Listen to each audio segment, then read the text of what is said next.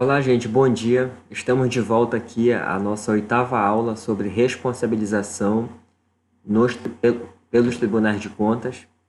A gente já viu até aqui, desde o conceito bastante amplo de responsabilidade, a gente viu a responsabilidade que se aplica perante os tribunais de contas, no âmbito dos tribunais de contas.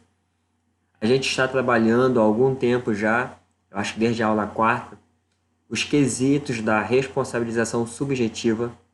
Então, nós já vimos o que é dolo, o que é culpa em sentido estrito, vimos as suas formas, a negligência, a imperícia, a imprudência. Nós trabalhamos na última aula a ideia de nexo de causalidade e fiquei de trabalhar hoje com vocês o elemento da culpabilidade. Só uma pequena correção, que na aula passada eu disse que esse era o último aspecto da matriz.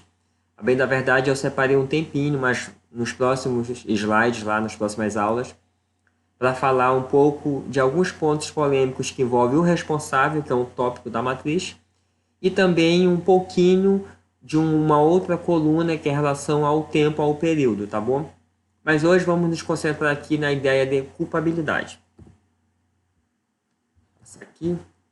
Só relembrando que a responsabilização nos tribunais de contas, ela é um mix. Ela mescla um pouco lá da seara penal, na perspectiva da sanção, da pena, e um pouco da seara civil, no que condiz ao ressarcimento, tá?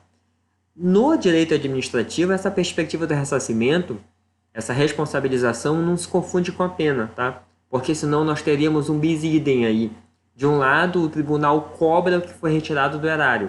De um outro, ele penaliza. É o exemplo lá no caso do TCAP, do artigo 84 da nossa lei orgânica, que diz que o tribunal poderá aplicar uma multa equivalente a 100% do valor do dano ao erário. Então, se, digamos, já dei esse exemplo, o dano foi de 100 mil reais, o tribunal cobra a título de ressarcimento esses 100 mil. Essa cobrança configura a responsabilização? Configura. Configura a pena? Não. É só devolver aquilo que foi retirado. Tá? O STJ, inclusive, tem esse entendimento. Agora, quando o tribunal diz gestor ou pessoa que lesou o erário, além desse valor que você vai devolver, eu vou te penalizar. Você vai ter uma sanção. Essa sanção pode ser de até 100% este valor. Tá? Não quer dizer que vai ser sempre 100%. Inclusive, essa proporção tem tudo a ver com culpabilidade, é que a gente vai ver aqui. Então, é por isso que eu estou relembrando vocês desse aspecto. A culpabilidade, ela vai trabalhar com o grau de reprovabilidade da conduta. Se a conduta for mais reprovável, a gente vai ter uma pena próxima de 100% do valor estipulado pela lei. Se a conduta for pouco reprovável, este valor vai diminuir. Tá? Então, vamos lá. Aqui já dei o spoiler para vocês. Pois bem, gente, o que é culpabilidade? Segundo o nosso querido TCU, lá no glossário de termos, que eu já dei a dica para vocês, para ficar lá no tópicozinho de favoritos, culpabilidade é o juízo por meio do qual se avalia o grau de reprovabilidade da conduta do responsável, considerando situações atenuantes ou agravantes, aquilo que melhora ou piora a situação, a fim de se definir a intensidade da sanção a ser aplicada. Então aqui, gente, isso é culpabilidade. A gente vai ver que tem um meandro aqui, tem uma certa dificuldade porque há uma outra forma de enxergar a culpabilidade, mas lá na frente eu trabalho com vocês, tá? Fiquemos no momento com esta perspectiva, de que a culpabilidade, ela avalia o grau de reprovabilidade da conduta. Vou dar um exemplo aqui. Esse exemplo aqui é meramente didático, tá? Ele não é de aplicação imediata nos tribunais de contas, é só para a gente ter uma visualização. No exemplo número 1, o Arturo Bandini, que é um personagem de um livro do John Fante, furtou uma dúzia de bananas da mercearia do senhor Nutt para dar de comer aos irmãos. Tá? Aqui eu adaptei uma situação lá do livro Espera a Primavera Chegar, Bandini. O Bandini no livro não furta, mas é só para a gente dramatizar a situação aqui. Então aqui, O Bandini, ele cometeu o famoso furto famélico, né? Aquele mesmo lá que Vitor Hugo trabalha em Os Miseráveis. Então, meus caros, o Bandini cometeu um crime.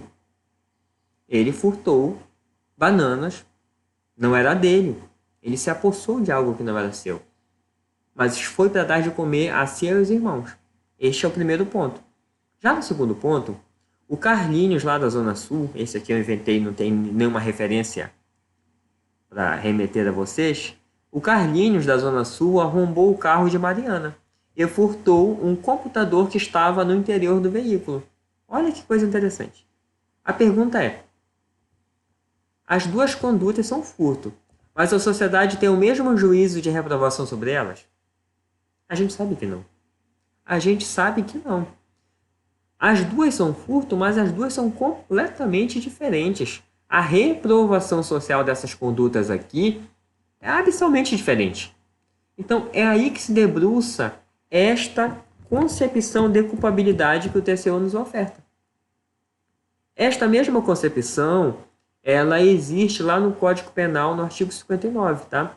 A culpabilidade é o primeiro elementozinho que o juiz analisa para aplicar a pena, tá? Então, meus caros, me permitam dar um exemplo prático, antes de chegar aqui na aplicação mesmo, da reprovabilidade da conduta dentro do nosso trabalho, no controle externo.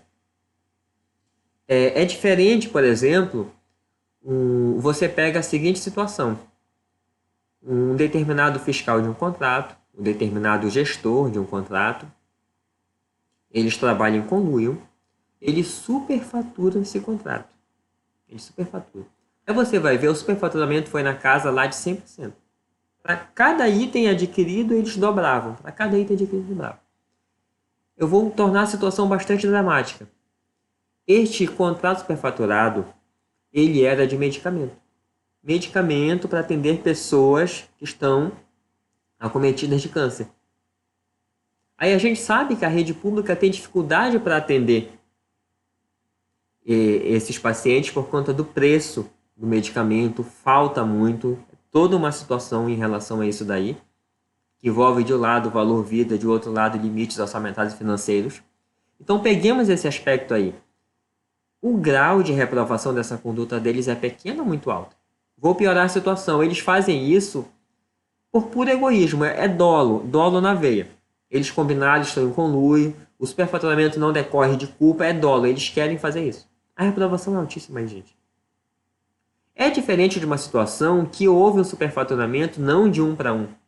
Um superfaturamento de 0,2, 20%, mas por conta de um erro. Gente, travou aqui, não sei se vocês estão vendo. Desculpa, deu uma travada aqui no computador. Acho que voltou o vídeo, tá? Então, assim, numa outra circunstância, digamos que nós temos um superfaturamento decorrente de um erro. A pessoa ia lá digitar, ela ia digitar 100, acabou colocando 120. É culpa. Ou a pessoa foi imperita ou negligência, não sei. Mas foi culpa. Nós temos uma reprovação diferente aí. Então, será que a pena desse agente que contribuiu para um superfaturamento, porque ele quis dolo, é a mesma para alguém que contribuiu para um superfaturamento mediante culpa? Não, gente. Se a gente colocar no mesmo parâmetro, aquele agente que somente errou, foi uma falha, uma culpa, ele vai responder da mesma forma que aquele que quis se enriquecer à custa dos outros. Não dá. A gente vai estar estimulando, inclusive, o crime, porque a pessoa vai dizer: já que eu já respondi dessa vez, da próxima vez eu vou tentar trazer alguma coisa para mim. Então não é nem um pouco interessante do ponto de vista social e do controle se a gente igualar as circunstâncias. É preciso ter a proporção. É por isso que o legislador ele diz que a multa será de até 100% o valor do dano. Um outro exemplo que eu vou dar lá na frente para vocês, o nosso regimento interno, regulamentando um aspecto da lei, ele diz assim: olha, o tribunal pode aplicar uma multa entre 8% e 80%. É o famoso 8 ou 80. Entre um limite mínimo e o limite máximo, nós temos que fazer a devida gradação E o ponto mais importante para fazer a gradação é justamente a culpabilidade, tá? Eu dou um outro exemplo prático. Eu participei de uma comissão de fiscalização, a gente viu isso em campo. Chegamos em uma secretaria de obras e lá nós tínhamos um fiscal que ele estava com quase uma dúzia de obras. E era uma pessoa que, pelo que a gente conseguiu levantar na auditoria, era uma pessoa bastante séria. Só que tinham problemas aqui e ali em relação à medição. E quando a gente foi ver as condições de trabalho desse fiscal, era uma pessoa que trabalhava mais de 10 horas por dia, era uma pessoa que não tinha um software adequado, tudo que ele tinha era que ele conseguia produzir. Era uma secretaria que todo o orçamento e as planilhas elas eram no Excel. Eles não tinham um software seguro. Então aí para a pessoa cometer um erro, cometer um deslize, é muito fácil. Então aí se você tem que só pesar isso na culpabilidade, você tem que informar para aquele que vai julgar que aquela pessoa foi negligente, ou ela foi imperita ou imprudente, mas num contexto em que ela estava com 10 obras. O indicado, digamos, seria 1, 2 obras. A depender do caso. Mas assim, nós temos que contextualizar isso porque é diferente daquele fiscal. Digamos aí, vamos pegar esse engenheiro e vamos colocar agora uma outra situação. Em que, digamos, ele foi designado para uma única obra. Ele tem toda uma equipe de apoio lá. Ele tem um software super legal. Ele escolhe não usar o software. Ele escolhe usar a sua planilha Excel. Sabe aquele cara que anda com a medição embaixo do braço? Que a gente chega e pergunta, cadê a medição dessa obra? Que ele tá no computador do fulano de tal. Ah, mas por que ele não usa o software de vocês? Não, porque ele não quer. Acontece isso muito. Então, se esse sujeito aí, na segunda situação, ele deixa de usar as ferramentas que a própria secretaria disponibilizou para ele, a secretaria, o gestor, acaba deixando esse tipo de coisa acontecer. A reprovação dessa pessoa vai ser maior do que a do primeiro caso, tá? Então aqui estou dando exemplos práticos e vocês, colegas que têm também a experiência de cada um aí, já devem ter pensado em 1000 situações. Então a reprovabilidade da conduta é elemento essencial para a gente justamente dizer o tamanho da pena, tá? Ah, Paulo, e a reprovabilidade em relação ao ressarcimento, qual é? Gente, o ressarcimento nesse caso vai ser o valor do dano atualizado. Por quê? Porque o ressarcimento, na aplicação do direito, não configura a pena. Então aí não tem a proporcionalidade. Se a pessoa lesou o erário a 100 mil reais, ela vai ter que devolver a 100 mil reais. Tá? É diferente da pena. Ah, lesou a 100 mil reais, então a pena pode ser de 10 mil, de 20 mil até 100 mil reais. Tá? Aqui o exemplo que eu estava dando para vocês do nosso regimento interno, o famoso 880%, essa gradação aí, tá? Ela não pode ficar em aberto. Eu esqueci aqui do meu time. Vou tentar me achar no meio do caminho aqui. Aqui um exemplo lá do TCU, em que o TCU ele nos diz assim, olha, de que é preciso, olha só, sendo necessário que o órgão de controle interno, bem como o órgão de controle externo, ou seja, Tribunal de Contas, tragam aos autos elementos de convicção que infirmem a culpabilidade do responsável. Tá? Então, neste caso aqui, o TCU está dizendo eu preciso do elemento da culpabilidade para configurar a responsabilidade. Tá? A culpabilidade é elemento essencial, não é elemento dispensável na nossa matriz. Eu costumo dizer que o auditor ele gosta de matriz, ele gosta de uma tabelinha, né?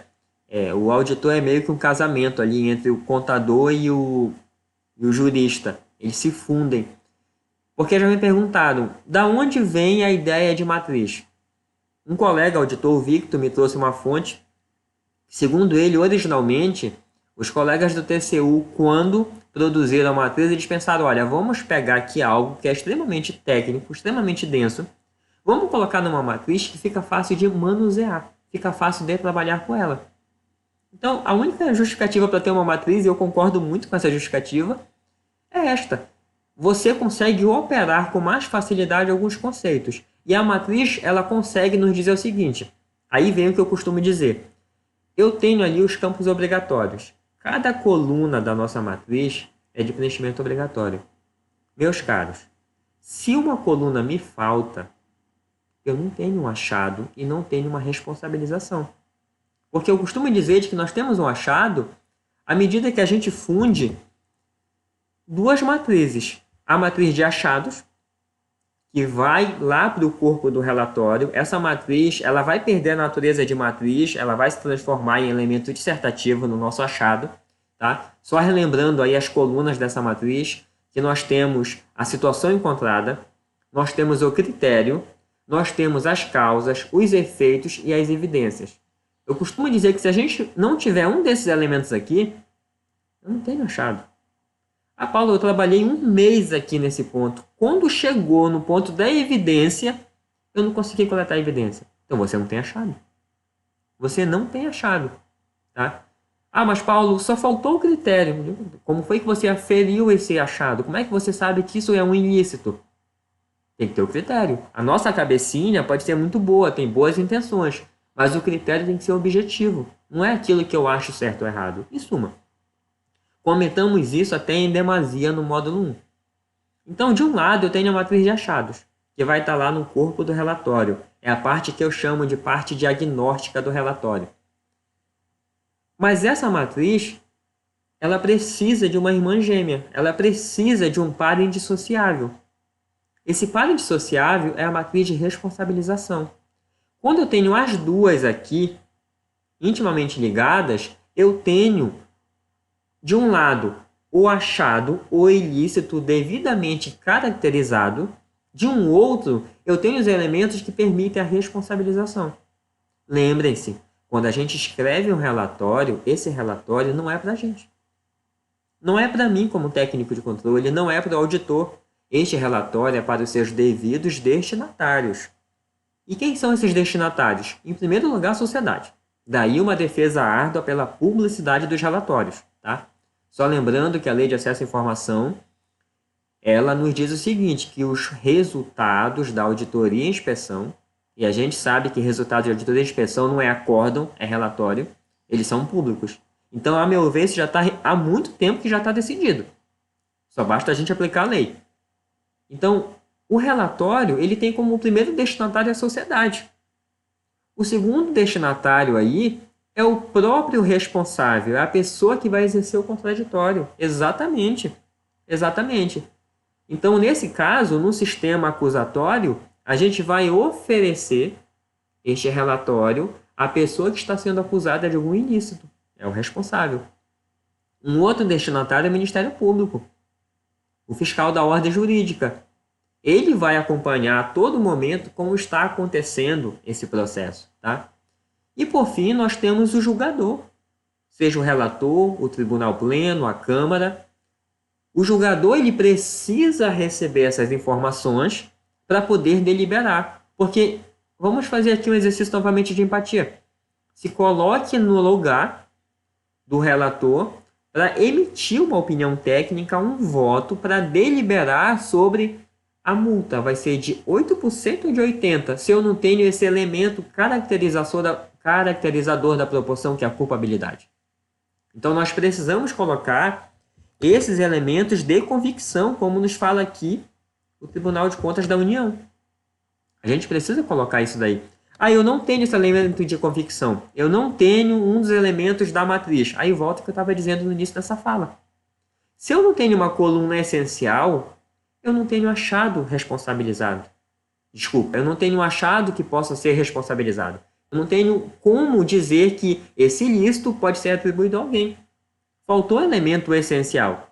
Afinal de contas, é um sistema acusatório nosso, e não inquisitivo. Eu não posso supor que alguém é culpado e romper a fronteira da presunção de inocência. Ah, é culpado porque... Não, não dá.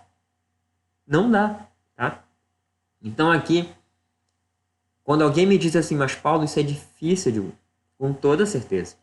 Com toda certeza. A missão de auditor, de técnico de controle externo, não é das mais fáceis, não. E só um comentário aqui. Eu, particularmente, não vejo grandes problemas em relação à lei de abuso de autoridade, a nova versão da LINDB, porque as duas vêm dizer o seguinte: o servidor que atua na perspectiva do controle ele não pode ser leviano. A meu ver, isso nem precisava estar na lei. É claro que ele não pode ser. É claro que não pode ser. A gente tem que trabalhar com elementos concretos de convicção para poder respaldar o que a gente diz. Isso é a mesma coisa que verdade absoluta? Óbvio que não. Óbvio que não. Ninguém tem bola de cristal. Nós temos que beber dos elementos materiais que se apresentam diante de nós. Daí tudo aquilo que a gente já viu em outros momentos, a importância da metodologia, de uma boa amostragem, por aí vai, tá? Pois bem, meus caros, eu queria chamar a atenção para vocês aqui no seguinte ponto. Vocês lembram que no início dessa aula eu disse, olha, a culpabilidade é justamente a maneira de aferir o grau de reprovação de uma conduta, é um conceito lá do TCU que está no seu glossário, mas eu disse, olha, tem uma outra perspectiva da culpabilidade, essa pouco discutida. Pois bem, em um recente julgado, o TCU foi atrás dessa outra perspectiva, onde ele diz o seguinte: a demonstração de coação moral irresistível, na prática de ato irregular, afasta a reprovabilidade da conduta e, por conseguinte, a culpabilidade do responsável. Aqui o TCU fez uma ponte entre duas culpabilidades que, a meu ver, são bem distintas. Vamos lá com calma. Eu vou repetir aqui, sem gaguejar dessa vez. A demonstração de coação moral irresistível, na prática de ato irregular, afasta a reprovabilidade da conduta e, por conseguinte, a culpabilidade do responsável. O que seria essa coação moral irresistível? Meus caros, aquele velho exemplo lá que quem fez direito ouviu falar 1000 vezes. É a famosa circunstância em que o gerente do banco, aquele cara lá que antes tinha a chave do cofre, hoje tem a senha do cofre, ele recebe uma infeliz ligação dizendo o seguinte: estamos com sua família. Ou você abre o cofre e nos entrega tudo que está aí, ou você nunca mais verá esposa e filho. Meus caros, é possível cobrar dessa pessoa uma atitude diferente? Teria que ser um herói, e olha só, não sei se seria o melhor dos heróis que ele dissesse, não, vou manter o cofre fechado e a minha família arcará com as consequências, porque todos nós sabemos que a minha profissão exige esse tipo de sacrifício. Eu não faria isso. Acho que talvez vocês não. Então, a gente vai... É legítimo que a gente responsabilize essa pessoa porque ela abriu o cofre para proteger a sua família? É coação moral irresistível isso daí. É diferente de uma circunstância que o gerente do banco recebe a ligação e diz assim: meu caro, ou você abre a porta do cofre, ou você nunca mais verá seu carro. Ou eu vou riscar o seu carro. Gente, isso é coação? É.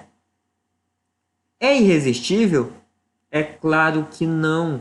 Não é irresistível. É totalmente irresistível. Totalmente. Então, são duas circunstâncias diferentes.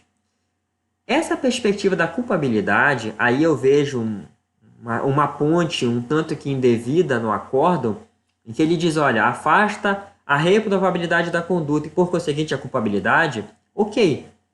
O problema é de que essa culpabilidade aí não é a mesma que a coação moral irresistível afeta. Deixe-me explicar. Lá na teoria penal, a gente diz, o conceito analítico de crime, diz que crime é um fato típico, aquele que está previsto na lei, e o fato, ele se identifica com a previsão legal, matar alguém, o sujeito foi e matou alguém, aqui nós temos, tá? Essa perfeita identificação do ato com a previsão legal, nós temos o tipo e a tipificação.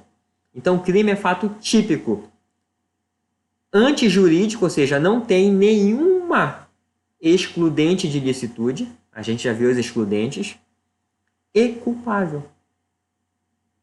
Gente, o que seria esse culpável como elemento da teoria analítica do crime, do conceito analítico do crime? Esse culpável é um pouquinho diferente dessa perspectiva de reprovabilidade da conduta. Me permitam aqui uma divagação. A reprovabilidade da conduta, ela está prevista lá no Código Penal, no artigo 59, como o primeiro ponto em que o juiz vai aferir o tamanho da pena do agente. O tamanho da pena. Se ele vai aferir o tamanho da pena, gente, ele já está convicto que existe o crime. Ele já aferiu o tipo, já aferiu a antijuridicidade, já aferiu a culpabilidade. Ele sabe que houve a tipificação, ele sabe que o fato é sim antijurídico e ele sabe que aquele agente é culpável. Ele já está agora na parte da dosimetria da pena. Então ele já venceu essa culpabilidade. E que culpabilidade é essa, meus caros? Que é afetada pela coação moral irresistível. É a culpabilidade que, quando a gente estuda lá um bom mnemônico, é o famoso IMPOEX. Como assim? A culpabilidade ela é formada pela tríade, a culpabilidade na perspectiva do elemento analítico do crime, pela imputabilidade, potencial consciência da ilicitude e exigibilidade de conduta diversa. Me arriscando aqui, eu vou comentar rapidamente. Gente, como assim imputabilidade? Todo mundo conhece, todo mundo sabe que é imputável a pessoa maior de idade ou agente capaz. Menor de idade é inimputável. A gente não sabe disso, tem tanta polêmica por aí. Ou mesmo maior de idade, mas por algum motivo, naquele momento é incapaz. Um exemplo de incapacidade aí, passageira. Aquela pessoa que foi para um bar, pediu uma cervejinha, e o barman, querendo sacanear legal com essa pessoa, põe ali uma droga totalmente ilícita dentro da cerveja desse agente. O agente perde a consciência do que está acontecendo e comete um crime grave lá na frente. Esse agente, ele era imputável nesse momento? Difícil dizer, viu? Veja que é um exemplo que eu estou dando de embriaguez involuntária, tá? Então aqui é uma perspectiva da imputabilidade. Isso nos interessa. Para a gente, isso daqui tem pouca relevância porque, em regra, quem é o agente público? É o agente capaz, geralmente maior de idade. É um agente capaz. Geralmente é aquele cara que passa por exames anuais, ou seja, não tem nenhum problema de saúde mental, é aquele cara que está... É possível a gente encontrar no meio do caminho alguém que tenha esse tipo de circunstância? É claro. Imaginemos aí a gente está numa situação, a gente, analisando o caso, verifica que aquela pessoa cometeu um ilícito administrativo, mas tem um laudo dentro de um processo administrativo dizendo, olha, infelizmente esse servidor aqui foi acometido de algum problema mental e no momento ele não conseguia responder pelos seus atos. Vai afetar aqui, olha, a imputabilidade. Eu não vi isso na prática ainda, mas é uma circunstância que nós devemos considerar. E a potencial consciência da ilicitude. Aqui eu vejo mais difícil mesmo a gente atacar esse ponto. Por quê? A potencial consciência da ilicitude, ela tem tudo a ver com erro de proibição. Sabe aquela velha história da pessoa que veio lá da... É a Holanda que vende? Me perdoem a falta da memória aqui. Que lá a maconha, por exemplo, é uma droga lícita. Uma droga lícita.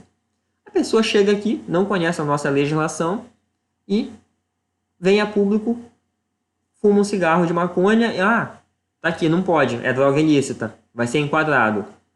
A pessoa, quem sabe, possa dizer, olha, eu venho de um lugar que isso é totalmente comum. Totalmente comum. Talvez ela possa dizer, olha, aqui teve um problemazinho, um erro de proibição, eu não sabia que isso daqui era proibido. Eu dou um exemplo mais interessante para vocês. Para quem assistiu Seinfeld, aquela sitcom dos anos 90, o episódio final, e me perdoe o spoiler, mas assim, é uma série dos anos 90, gente, pelo amor de Deus. No final, os personagens chegam em determinado estado, e a gente sabe que o sistema penal americano é diferente do nosso, né? Varia de acordo com os estados. Eles chegam em determinado estado, e eles veem uma pessoa sendo assaltada no meio da rua, a pessoa grita por ajuda, eles, além de não ajudarem, eles começam a rir daquela pessoa, e eles gravam. O que acontece? Aí vem a situação irônica e cômica da série. Nesse estado, tinha uma lei muito recente que dizia assim, é proibido, é um crime, rir de pessoas que estão passando por uma situação em que você deveria até ajudar. O final da série é bastante interessante, porque eles são presos por isso. Aí eles dizem, mas a gente nem sabia que isso era crime. Eles poderiam argumentar em erro de proibição, mas como é uma sitcom, nesse caso, não consideraram. Mas é um excelente exemplo. Você mudou de um estado e de repente tem um crime como esse, totalmente esquisito, totalmente esdrúxulo, mas que é crime. Aí a pessoa que veio de outro estado não está sabendo. É um exemplo aí. Por que que é difícil a gente usar isso no nosso trabalho? Porque, primeiro, que é um dever do servidor conhecer a legislação. É um dever do servidor se manter atualizado. É muito difícil um servidor argumentar que, olha, eu não sabia que isso era ilícito. Tá? É até possível, quem sabe, numa circunstância especial, em que uma pessoa que não seja servidor, a gente vai ver é possível a penalização. Quem sabe, mas eu acho muito difícil. E, por fim, a exigibilidade de conduta diversa. É o exemplo lá do gerente de banco que eu dei para vocês. A gente pode exigir dessa pessoa uma conduta diferente? Não dá. Então, se tiver a coação moral irresistível, esse agente aí não pode ser responsabilizado. Isso é possível? Aí, a meu ver, sim. É difícil de configurar. Seria muito difícil colocar isso nos autos. É mais fácil que o agente, no momento da defesa, ele apresente essa argumentação. Digamos, ele apresenta aqui uma prova lá do processo penal dizendo, olha, sabe por que eu certifiquei essa nota fiscal? É porque a minha família estava sendo ameaçada. Eu estava sendo ameaçado.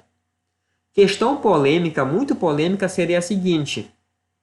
Se um servidor nomeado, ad nutum, ele sem estabilidade, e se ele argumentar assim, olha, ou eu fazia isso ou eu perdia o meu cargo. Eu ia ficar sem comer. Como é que eu faço? A questão é bastante polêmica, não vou dar uma resposta, tá? Mas só estou colocando aqui porque a pergunta seria, essa coação, ela é moral, ela é irresistível ou resistível? Tá?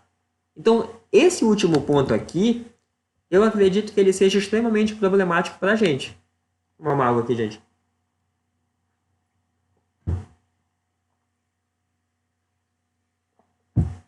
Eu acredito que ele seja muito problemático, tá? Mas, de qualquer forma, é mais fácil que ele apareça no momento da defesa, tá? Qual é o ponto aqui? Essa culpabilidade, repito, fiz até um esquemazinho, ela não está no artigo 59 do Código Penal. Ela está no artigo 21 e 22. O erro de proibição, a obediência hierárquica, está por lá. Meus caros, não é a mesma que a do artigo 59, que trata da reprovabilidade da conduta, que tem tudo a ver com a dosimetria. Sabe por quê? Nessa culpabilidade aqui, que tem a ver com o nosso IMPOEX, sabe o que acontece? Eu não tenho um ilícito culpável. Como assim eu não tenho ilícito culpável? Eu tenho um ilícito, mas eu não posso penalizar o agente. Percebe que ela é diferente da outra culpabilidade, que a outra fala da reprovabilidade da conduta?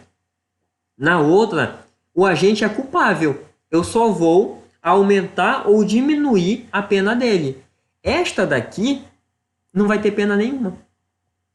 Percebam como isso é muito diferente? Aí vem uma dificuldade que nós vamos ter que vencer. Essa culpabilidade eu descrevo onde na minha matriz de responsabilização? A ver, tá? Por quê? Porque ela não pode ser descrita dentro da conduta, ela não se confunde com o dolo com a culpa, mas, a meu ver, ela não tem muito a ver com a culpabilidade enquanto reprovabilidade da conduta. José Paulo, você está nos colocando problemas em vez de respostas. Sinto muito. Mas vamos pensar, tá? Vai que eu não tenha feito uma pesquisa nesse ponto, até onde eu vi não tem, mas assim, se vocês já viram solução para isso, me manda que eu apresento na próxima aula. A gente está discutindo aqui.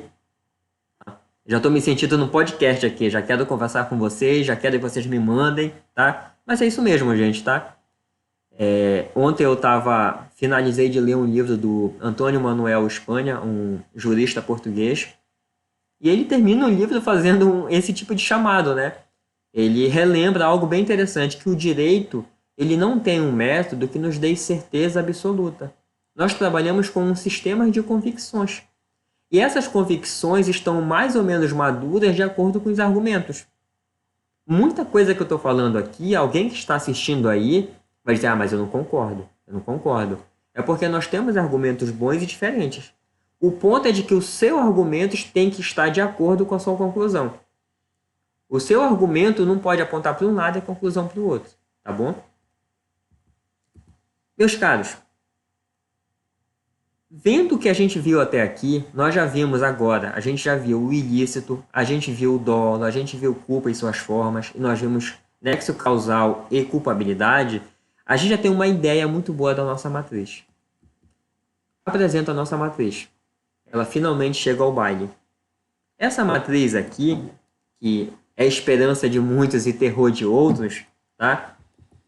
Ela tem a seguinte composição. Ela é formada por 1, 2, 3, 4, 5, 6. Ela tem 6 colunas. Essas colunas aqui não são de fácil preenchimento. Nós já sabemos disso, estou falando uma obviedade, tá? O achado é aquele que a gente descreve lá no relatório e nós tiramos da matriz de achados. Então, o achado que vem aqui é só um nome do achado. É só o chamado dele. Superfaturamento, sobrepreço, medição maior, é por aí. É só o nome dele. Você não vai descrever aqui todos os elementos do achado. Por quê? Porque esses elementos já estão descritos no seu relatório. Aqui é só para a gente fazer um link racional e objetivo com os demais aspectos. É só isso, tá? O responsável, nós vamos ver na aula seguinte vários pontos do responsável. Pessoa física, pessoa jurídica, servidor, não servidor, por aí vai, tá? Período de exercício, a gente vai ver também algumas especificações, tá? Conduta, nós já vimos, dolo e culpa, aqui na conduta. No último slide desse nosso curso, a gente vai ver algumas regrinhas, algumas maneiras de como descrever a conduta, de como colocar aqui dentro, tá? O nexo de causalidade nós também já vimos. Nós já vimos as técnicas de fazer associação, de saber se uma determinada conduta contribui ou não para o resultado. E nós acabamos de ver a culpabilidade. O interessante da matriz é que ela vai para o relatório exatamente assim. Literalmente é uma matriz. Geralmente a gente põe ela no anexo. Lá na proposta de encaminhamento a gente diz, olha, vide matriz de responsabilização anexo tal. A gente encaminha para lá. Por que a matriz? Já disse o motivo. O auditor, o técnico de controle externo adoram uma matriz, adoram sistematizar. Isso daqui para quem advoga é fabuloso também, porque fica tudo arrumadinho. É engraçado que quando a gente começa a usar a matriz, o próprio responsável começa a pedir. Ele diz, olha, eu vi no relatório aí de uma equipe de vocês que tem uma matriz que organiza tudo. Este outro aqui não tem a matriz. Por que não tem? Eu quero a matriz. Lá eu consigo ver exatamente aquilo que estão dizendo que eu fiz. Então a matriz ela é um elemento tão importante para o relatório que ela contribui para a dialeticidade do processo, para a instrumentalidade do processo. É show de bola. O difícil é preencher ela, mas uma vez preenchida, fica muito bom. Fica muito bom, tá? Então, meus caros, o que nós vamos fazer? Aqui que eu disse que faltava eu ver com vocês, né? Mantendo o compromisso. O que nós vamos ver na próxima aula? Nós vamos trabalhar a figura do responsável. Quem é o responsável, o que ele come e onde vive, né? Nosso Globo Repórter que vai ser aqui. Por que alguns pontos polêmicos? Existe uma série de circunstâncias aí que são muito melindrosas. Umas já têm solução, outras ainda não. Vamos ver, tá? Depois de ver esses aspectos responsáveis, a gente vai falar do período e vamos finalizar com algumas dicas de preenchimento da matriz.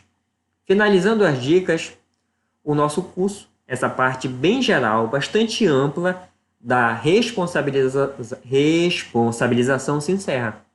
Aí eu me comprometi com vocês de falar de alguns aspectos da LINDB, mas vai ser um outro curso que eu vou montar e por aí a gente vai caminhando. Gente, até a próxima. Bom dia.